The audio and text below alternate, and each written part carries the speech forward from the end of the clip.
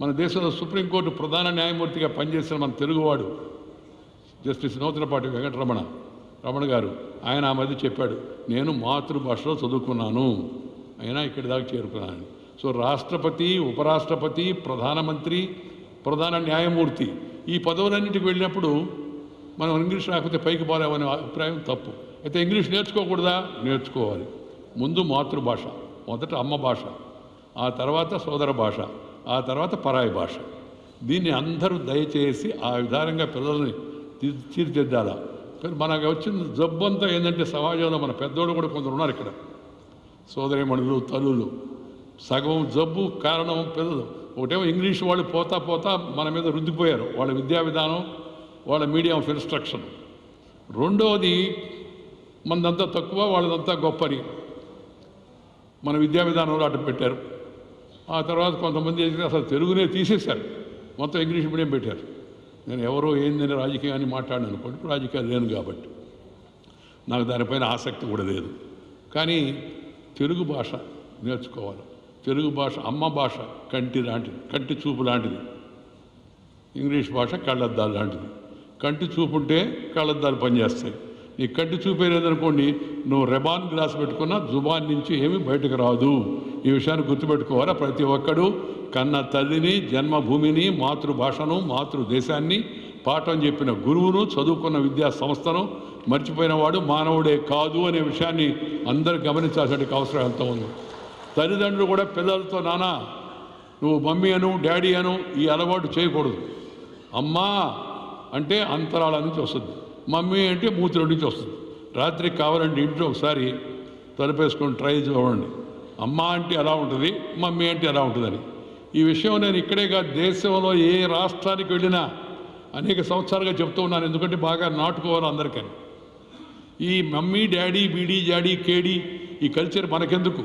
మనం అమ్మ, మన తాతయ్య, అమ్మమ్మ, నానమ్మ, అక్క, బావ, మరదల అని పిలుచుకుంటే ఎంత సంతోషంగా ఉంటుంది, ఎంత గౌరవంగా ఉంటుంది. కానీ అలవాటు దాంట్లో అలవాటు ఎంత అయిపోయిందంటే ఇప్పుడు ఆఖరికి మన డ్రైవర్లు కొంతమంది మాడుకుంటా స్టాఫ్ ఒకరికొకరు పిలిచినప్పుడు ఏం బ్రో ఎలా ఉన్నావని నేను వాడిని పిలిచి అడిగా, ఏంది బ్రో అంటే ఏందిరా బ్రోకరా అన్నా. కాదు బ్రో అంటే సోదరా, అన్నయ్య, తమ్ముడా, అన్న ఎవరా అంటే అలవాటు అయిపోయింది వాడికి అందరికట్ట. ఆ అలవాటు నుంచి బయటపడాలంటే గారిని కూడా వేదిక మీదకి వచ్చి వెంకయ్యనాయుడు గారి చేతుల మీదుగా ఆ పుస్తకాలు తీసుకోవాల్సిన కోరుతాం. రవి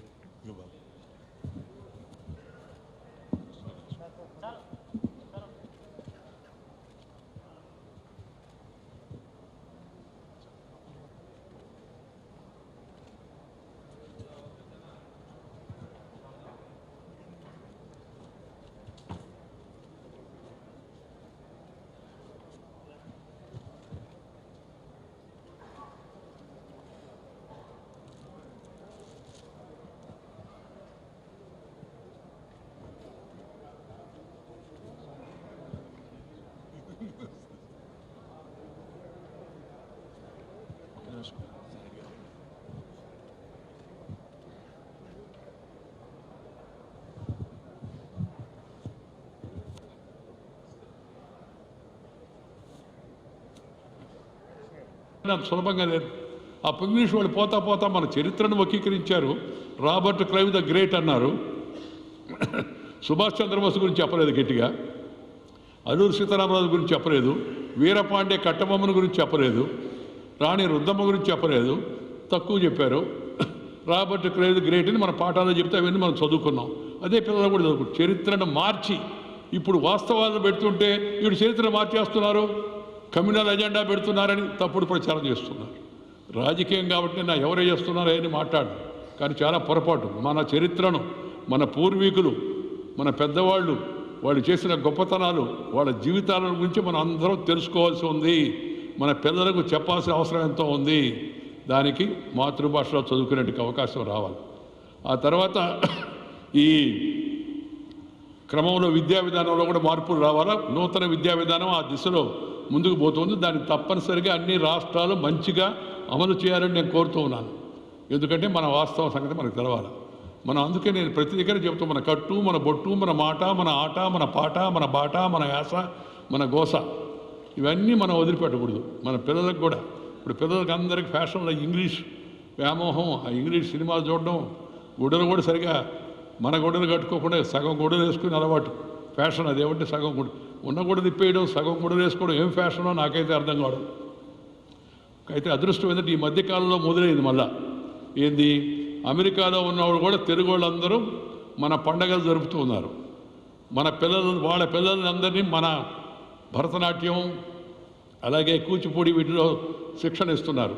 ఈ మధ్య నేను కొద్దిగా అరంగేట్రం కార్యక్రమాలకు కూడా వెళుతున్నాను. ఎందుకంటే అమెరికాలో ఉన్న పిల్లలు భరతనాట్యం నేర్చుకొని, కూచిపూడి నేర్చుకొని ఇక్కడ రంగప్రవేశం చేస్తున్నారు. వెళ్ళి వాళ్ళని ఆశీర్వదించాలా, ప్రోత్సహించాలని చెప్పని. కానీ మన దేశంలో ఇంకా కొంతమందికి ఇంకా ఆ వ్యామోహం తగ్గదా, దాన్ని తగ్గించుకోవాల్సిన అవసరం ఎంతో ఉంది. మన సంస్కృతి, మన సాంప్రదాయం, మన పద్ధతులు, మన భాష, మనం వాటిని అన్నింటినీ ఇందాక చెప్పారు కదా. అందుకనే నేను ఉపరాష్ట్రపతి అయిన తర్వాత పత్రికల వాళ్ళు అడిగారు నన్ను, sir what about change of dress అని. No change of dress, only change of address అని చెప్పాను. ఇదే డ్రెస్లో తిరుగుతున్నాను, ప్రపంచం అంతా తిరిగాను. నన్ను ఎవడు ఏంది ఈ డ్రెస్సులో ఉన్నావే అని ఎవడు తక్కువగా చూడాల. నీ డ్రెస్ కాదు నీ గొప్పతనాన్ని తెలిసేది, నీ అడ్రస్, నీ గతం.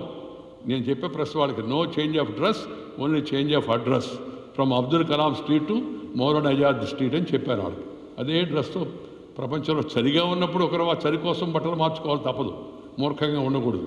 కానీ మిగతాప్పుడు మన సాంప్రదాయం. ఇందాక చెప్పే బొట్టులు కూడా ఈ మధ్య పిల్లలను చూస్తున్నాను నేను. బొట్టు ఏదమ్మంటే ఉంది దాన్ని. నేను మా మనవరాలకు చెప్పాను, ఒక భూతద్దం పెట్టుకొని అది ఎత్తుకెళ్ళి అందరికీ బొట్టు పెట్టుకున్నవాడిని చూడండి, భూతద్దంలో చూడండి అని చూపించాలా అని. ఎందుకంత కర్మ? మన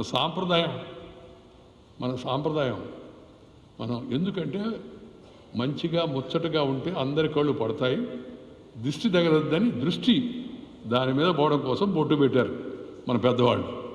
చాలా సూక్ష్మమైన విషయం. మన పిల్లలకు అలవాటు చేసుకోవాలి. మన సాంప్రదాయం దుస్తులు ధరించాలి, మన భాషలో మాట్లాడాలా, మన గొప్పతనాన్ని తెలుసుకోవాలా. ఆ తర్వాత ఇతర విషయాలు, ఇతర దేశాలు, ప్రపంచంలో ఉండే అన్ని వాటిని కూడా తెలుసుకోవచ్చు. ఇది కూడా చాలా గమనించాల్సింది. తర్వాత ఇవాళ కూడా నేను ఉదయం వైద్య శిబిరం స్వర్ణభారత్ ట్రస్ట్లో ప్రారంభించినప్పుడు చెప్పాను, పిల్లలందరూ దయచేసి కాస్త క్రమశిక్షణ, తర్వాత కాస్త ఫిజికల్గా ఫిట్నెస్, లేజీనెస్ కాకుండా సూర్యోదయంతో లేచి సూర్యాస్తమయానికంతా పనులు పూర్తి చేసి ఈ ఎలక్ట్రానిక్ గ్యాడ్జెట్స్ వాడకాన్ని తగ్గించండి. మరీ ఎక్కువైపోయింది. అవసరమే సెల్ ఫోన్ ఎక్కువగా వాడితే అది హెల్ ఫోన్ అవుద్ది, నరకప్రాయంగా తయారవుద్ది, రాత్రిపూట నిద్రపడదు. అందుకని దాని కొంతవరకు సొంత ఆలోచన కూడా వదిలేస్తున్నారు పిల్లలు. ఏమైనా అడిగామనుకోండి అన్నిటికీ గూగుల్. ఇక్కడ నుంచి గన్నవరం నుంచి ఆత్కూరు ఎంత దూరం, లేదా గన్నవరం నుంచి ఇక్కడికి ఎంత దూరం, మనం మురళి రిసార్ట్స్కి అని అంటే గూగుల్ చూస్తుంది అన్నిటికీ. ఈ జబ్బు కానీ ఇలాగే పెరిగితే కొద్ది రోజులు పోతే పిల్లల్ని, మీ నాన్న పేరు ఏంద్ర అంటే గూగుల్ చూస్తాడు, మీ ఆవిడ పేరు ఏంద్ర అంటే గూగుల్ చూస్తాడు. వాడి పేరు ఎందుకంటే గూగుల్ అలవాటు పడిపోయాను. సొంత ఆలోచనలు వదిలేసి క్రియేటివ్ మెంటాలిటీ పోద్ది.